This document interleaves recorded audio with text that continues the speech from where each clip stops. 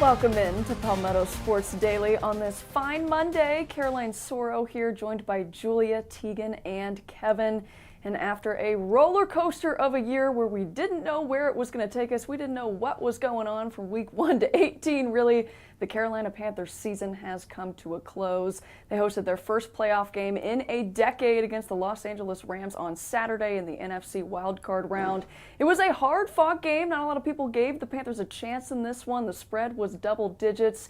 But the Rams ended up coming back, walking it off with a touchdown at the very end. They end up winning 34-31. But this place was electric. I believe Dave Canales' words were absolutely electric to describe Bank of America Stadium. As you see there, Superman himself was in the building getting things started with the pounding of the drum. Fans were going crazy for Cam Newton out there. That was a big deal. Carolina actually trailed 14-0 in this game. I know I mentioned it was back and forth. They took their first lead at the start of the fourth quarter. The 4 fourth quarter lead changes, I read a tweet somewhere saying that ties for the most in NFL history in a playoff game. Really exciting there, but a lot of mixed emotions because, of course, the Panthers wanted to win their first playoff game in quite some time, right? And they did not. Coming up just a few plays short, their final drive halting there at the very end. They could not get it done. Panthers players feeling that mix of emotion, a little bit of disappointment, a little bit of pride for what they accomplished this season. We're all human right now. It's fresh, but again, I love this team, love this organization. I'm super excited for us. Again, I can't even speak on how great that crowd was. Man, I wish we would have did it for them. They was engaged the whole game. Even when we went down a little bit, they were still engaged. And credit to the guys, we kept fighting. We literally gave them something to cheer for to the end, man. Until it wasn't nothing to cheer for. So what it was, that was one of the coolest experiences I ever had. So that was dope. This is a tough business, and you're going against the best every single week. So, man, I'm just so proud of our team for, just showing the will to fight, bouncing back after losses, going out and beating teams that we weren't supposed to beat. So, I mean, man, I'm thankful for this team, thankful for this opportunity. Well, Panthers players like Derek Brown in the locker room were adamant that this is the standard now. The Panthers expect to be in the playoffs, going back that they are not the Panthers of old, and they expect to build on what they built this season. They did finish the regular season 8-9, though, wound up in the playoffs despite having a losing record. Kevin, I know that was a point of emphasis for you when they made the playoffs. What do you make of how they went out in the first round, and what do you make of what they need to do over the offseason? Well, oddly, I feel more confident in this team coming off a season-ending loss than I did at probably any point during the season. They played really well against the Rams on Saturday and defied a lot of expectations. Like you said, they were a double-digit underdog going into this one, but they played great. They had the lead twice in the fourth quarter, including late. I was extremely disappointed watching that game in the final drive for the Rams when it looked like the Panthers defense just went into a prevent and just let Matt Stafford do pretty much anything he wanted. And I was baffled by that decision. My 14-year-old was sitting there watching the game with me, and he said, why are they just why are they just playing a prevent defense? He didn't understand. I couldn't tell him what the deal was either. So I was baffled by that decision. I think there needs to be a serious discussion with the defensive leaders about why that happened and what the call was and what the thought was, and giving the possible MVP of the league just the chance to throw the ball all over the field and march right down to get the go-ahead score with under 2 minutes to go. I thought that's a decision that needs to be talked about a little bit more. When you look forward, there's a lot more to talk about as well. It sounds like Bryce Young is going to have his fifth-year option picked up during this offseason, so that kind of gives you a little bit more stability at the quarterback position. Rico Dowdle talked yesterday when they were cleaning out their locker rooms, and it sounds like he wasn't happy with his number of carries going down over the last couple of games. So he's a free agent going into this year, so he might be looking for a new opportunity. So Teagan, it looks like running back may be another spot of need for the Panthers going into the draft. Yeah, it looks like they have to answer a couple of questions here. I know that we were talking about Bryce Young a couple of weeks ago, and if he could be the franchise quarterback here, if they were going to pick up that fifth year. And based off of what I saw, in this playoff game, I want him to come back. I want to see him play more like that. Now, were there some questionable decisions there in the fourth quarter when it came to that final drive? 100%.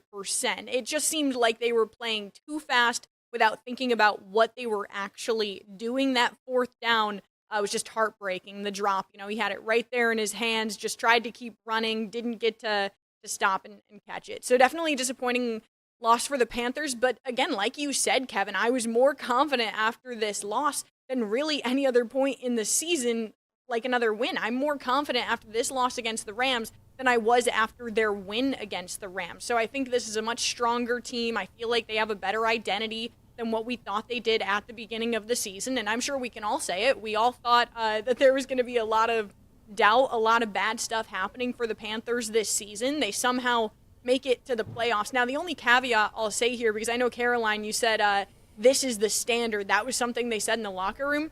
An 8-9 regular season, I wouldn't consider the standard. Sure, going to the playoffs, definitely. But the way they got there should not be the standard at all.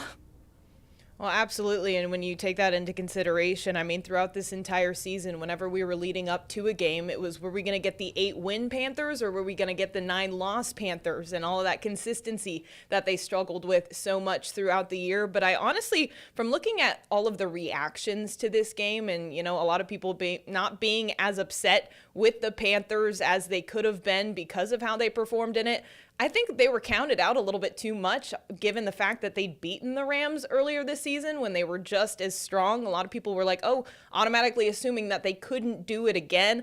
They got really close. And then, talking about that defense down the stretch, and then that obviously the last drive wasn't what they wanted it to look like. But I think they were starting to hit their stride and figure things out right at the end there, which gives them a lot to, springboard off of heading into this next season. But of course, a lot of questions that need to be answered this offseason, especially with, a lot of eyes on their DC now for a lot of these open head coaching positions.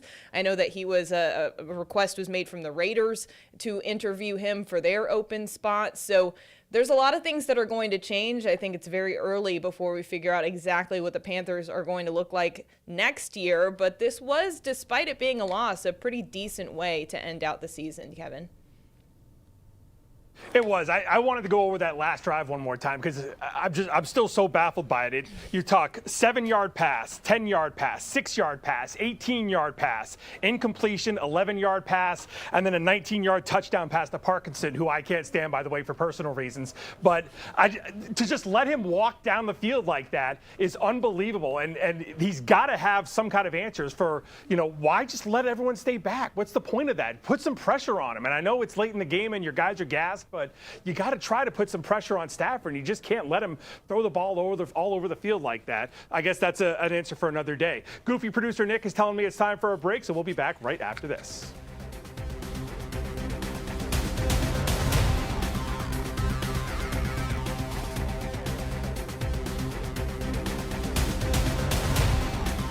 Welcome back to Palmetto Sports Daily. We got plenty of women's hoops to discuss, and we've got a big week ahead as South Carolina prepares to host a top 5 matchup with Texas. But let's first look back on this weekend. They hosted Georgia on Sunday. They won 65-43, but it wasn't their best performance of the season by any means. They really struggled offensively, only making 38% from the field. They were 2 of 17 from 3. It was pretty much an off day for Tessa Johnson. She was only 1 of 9. She didn't hit any threes, which is very abnormal for her, where she lives beyond the arc. But they played well defensively. They held Georgia to just 7 points in each of the first 2 quarters.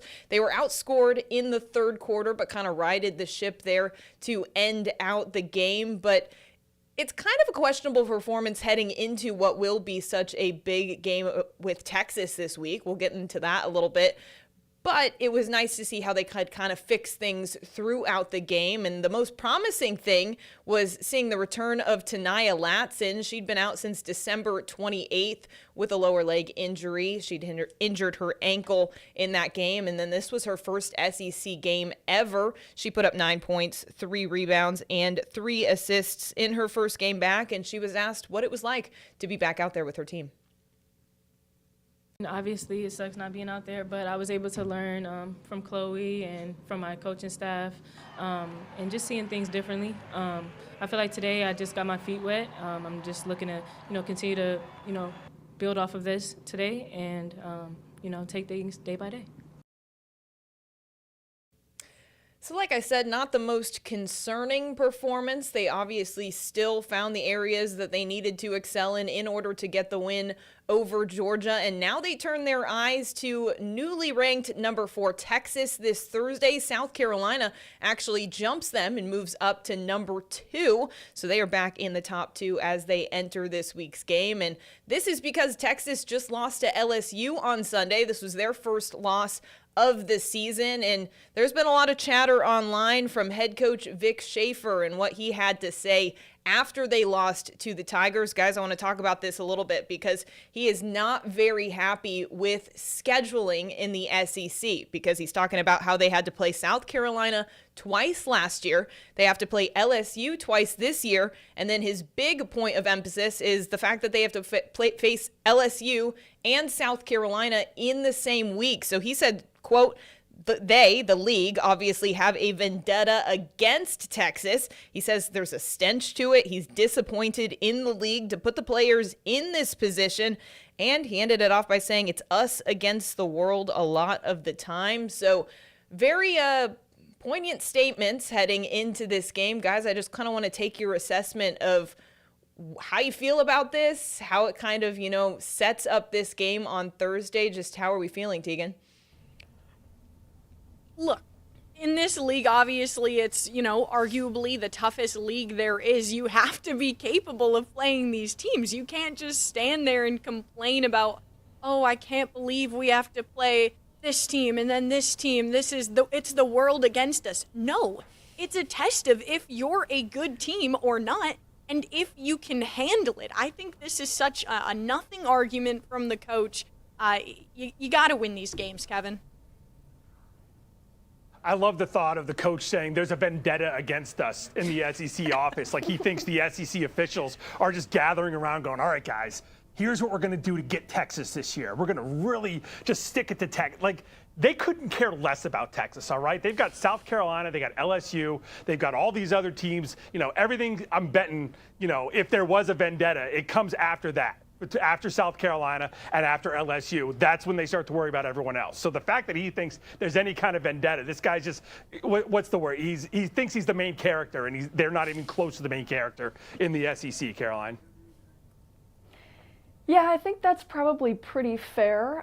We could go ahead and, tell Coach Schaefer horns down. That's probably how people feel. But to say that there's a vendetta, I think that's probably a little bit extreme. And that said, there's a reason that a lot of teams, regardless of what conference you're in, where you're at, whatever it is, you schedule really tough non-conference games, right? If we were going to put it into that perspective, because you're giving yourself an opportunity to go out and beat some really good teams and bolster your record. So you could really look at it from the complete opposite perspective and say, hey, this team has an opportunity to beat LSU and to beat South Carolina in the exact same week. And if you're able to do that, that only has a positive impact on you moving forward, especially when they start looking at resumes for the tournament and all kinds of things like that. So I feel like looking at it and complaining about it is probably not the correct reaction, but looking at it as like, yeah, this is an opportunity and we feel confident in our team to go out and win these 2 games in a week. That's probably a better way to approach it, but I don't know. What do you think, Julia? Yeah, I want to provide a little bit more context for the argument, because he got on his soapbox for a little bit over 3 minutes and was talking about, he did mention that, this is not something that they can control, so they will always suit up and play anybody who's in front of them. But to everyone's point, he is still complaining about something that they can't necessarily change, and he called out kind of his own athletics department, saying that, hey, somebody hasn't stood up for us when we're in these situations and these scheduling situations. He said, this isn't something that I should have to stand up and fight for almost. There's people in our, athletics offices and, all of the people who have an influence on these things, and just kind of called him out for not saying anything about the scheduling. But then on the other side of the coin, what do you say? What are you supposed to march into the SEC office and say, hey, we don't like our schedule, do something about it? Mind you, all the rest of the teams in the SEC have to face difficult programs week in and week out, because, to the point, this is probably, or is, the most difficult conference to play in and year out. So back to the beginning, this is a nothing argument. It just seems like he had a lot to say for not really any reason at all, Kevin. How can you sit there and say, we'll play anybody, anywhere, anytime, except if we have to play these two good teams in a row? In that case, then it's just not fair, and this isn't right. So, I mean, this is a joke. I mean, the thing I wanted to end on is, you know, in all the years we've covered Dawn Staley and Kim Mulkey as well at LSU, could you ever imagine either one of them getting up and saying, this isn't fair that I have to play these two really good teams back to back? I mean, what's that about? It's a conspiracy against that'd be a joke. This guy's a joke for saying that. Yes, Dawn Staley actually said that, you know, her team understands the implications of this game and that they're going to have to play a lot better than they played on Sunday, score more than 65 points to end up beating them. We will all have our eyes on that one on Thursday night. But let's go back to Sunday for a second. Clemson women's basketball also ends up in a really tight game. They end up losing 58-55 against Georgia Tech. It was a hard-fought game, really exactly what you would expect from conference play that was back and forth, just really gritty shots going in for both teams. It was actually a tie game at 45 with about 3 minutes to go. Demira Hines made a layup to tie it up, but Georgia Tech went on a roll there towards the end and held on to the win. I did want to highlight, though, that Clemson guard Mia Moore in the first quarter scored her 1,000th career point, so she's now the 32nd player to do that while wearing a Clemson jersey. So pretty positive spot there in the midst of a loss. Clemson women's hoops now 3-3 in conference play. Get a little bit of an off week this week. They'll be back in action on Sunday at home at Littlejohn when they host Wake Forest. But guys, don't go anywhere. We've got a little bit more basketball to talk about, so we'll be right back right after this break.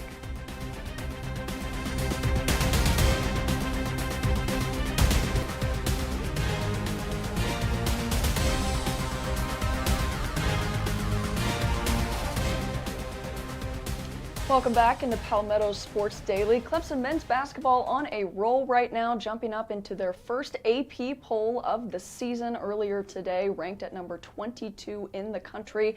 They beat Notre Dame 76-61 on Saturday for their 11th straight conference road win, 7th straight win of the season. Justin Porter went nuts, scoring a team-high 26 points. 3 Tigers were in double figures. It was an all-around team win on the road. Head coach Brad Brownell was feeling really good about that one, especially considering the quick turnaround during the course of the week, and also had some really nice words to say about JP. JP was great in terms of knocking some balls down and got us some fast break layups, which was a big turning point in the game. But I'm just proud of our guys. I thought quick turnaround for us with a 9 p.m. start and on Wednesday, and I thought our guys were very focused and really executed some good things on offense too. We didn't turn the ball over much. We handled some of the double teams, which was something we practiced, and so very good road win against a very well coached team. And the Tigers jumped to 4-0 in ACC play, tied at the top of the conference with number 6 Duke. They'll be back in action at home tomorrow night, hosting Boston College at 7. But Julia, no, they're not the only ones that were in action on Saturday. What happened with those Gamecocks? Yeah, the Gamecocks had a tough loss to Georgia on Saturday. They lose 75-70 in a game they could have easily won. And now I know we're talking about a men's basketball loss in Columbia once again, but I want to say that they showed a lot of promise in this game in ways that they didn't necessarily last year in conference play. And I think that being 1-2 now, they have some things that they can work on and can win games because of it. And you can pinpoint exactly what that is. I mean, I could easily observe end of game communication issues while they were trying to come back and get close to Georgia again. And, you know, they're the 3rd ranked free throw shooting team in the country. They had an off day. They shot 71%. So I think there's a lot of things that they can build upon. And this team is honestly on the precipice of winning some games. And so I think that despite having losses to Vandy and Georgia, they've showed that they can win these games, and I wouldn't be surprised if we see them win a couple of games down the stretch. Teagan has Coastal.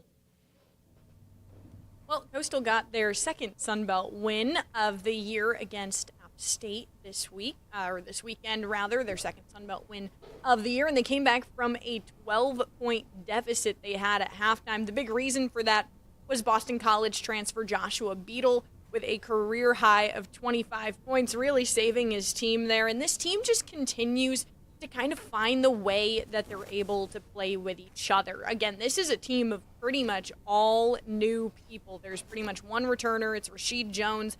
He continues to be somebody who stands out for the Chants. These guys really learning to work together, really stepping up their defense. That's something Justin Gray talked a lot about in his post-game press conference. We're going to hope to see them continue this way in the future, but we're going to take a quick break here on Palmetto Sports Daily. We'll be right back.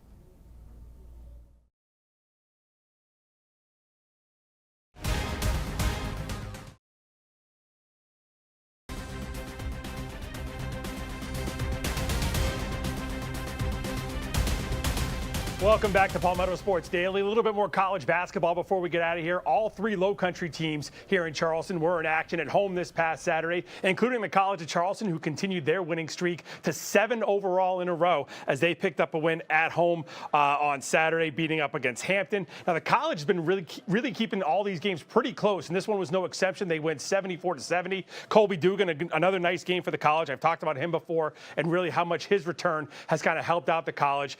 He had 22 points in that one as they win 74-70. Meanwhile, Charleston Southern, they had that big win streak at home. They had not lost at the Buck Dome so far this season. That changed on Saturday when they welcomed in first place High Point, but it didn't come without a fight. The Bucks taking High Point to overtime. This one back and forth the entire day, but CSU ends up falling 84-82. Despite the loss, though, CSU played really well, and I think they kind of showed the first place High Point team that they can stick with them. And big one for the Citadel as well, as they get their first victory over a Division I program this season, as they get the win in overtime over Western Carolina, 79-77 on Saturday. So congrats to Ed Conroy and the Bulldogs. That's going to do it for Palmetto Sports Daily. We will see you right back here tomorrow.